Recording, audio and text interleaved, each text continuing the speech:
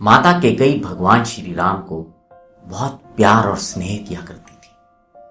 उनका स्नेह इतना ज्यादा था कि भगवान श्री राम अपना ज्यादातर समय माता कैकेयी के साथ ही बिताया करते थे। और जब माता कैकेयी को यह पता चला कि भगवान श्री राम का राज्याभिषेक किया जाएगा, उन्हें राजा बनाया जाएगा, तो वो इतनी खुश हुई थी, इतनी प्रसन्न हुई थी कि उन्होंने अपने गले का हार निकालकर मंथरा को दे दिया था।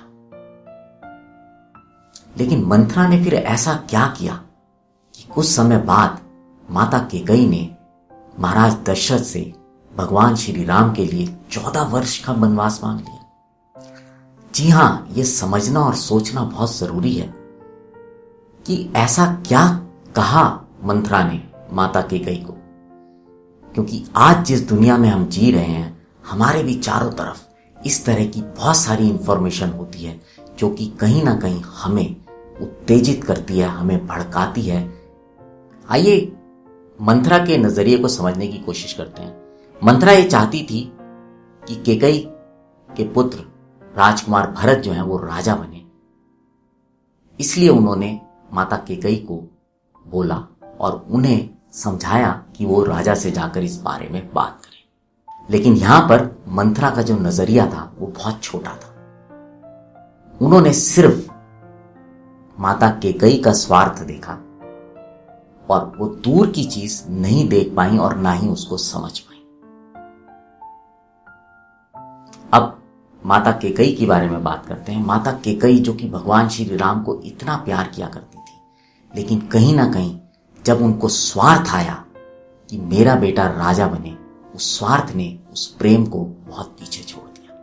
और हम आजकल भी अपने जीवन में या अपने आसपास बहुत बार ऐसा देखते हैं कि जब निजी स्वार्थ हमारी बुद्धि पर हावी हो जाता है तो वो रिश्तों की मर्यादाओं को तोड़ देता है। तो हमेशा अपने निजी स्वार्थ को कंट्रोल करना सीखें, उसको चेक करना सीखें, क्योंकि ज्यादातर बार आपका जो निजी स्वार्थ है वो आपको किसी अकेले कोने में ले जाके खड़ा कर देगा और उसके परिणाम भी भयानक होंगे। अब जब माता कैकेयी ने महाराज दशरथ से वो वर मांगा तो उन्हें मजबूरी में उसको देना पड़ा। लेकिन उसका परिणाम क्या हुआ?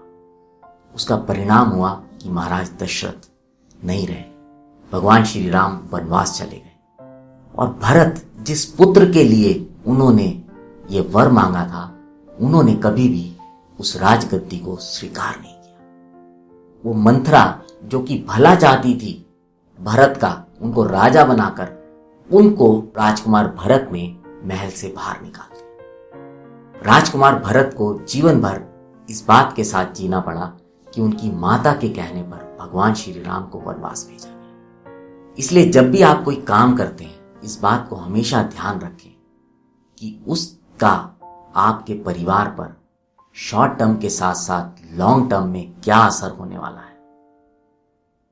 क्योंकि कई बार हम छोटे फायदे के लिए बहुत बड़ा नुकसान कर लेते हैं। इसीलिए बड़े बुजुर्गों ने हमेशा ये कहा है कि दूर की बात सोचनी चाहिए।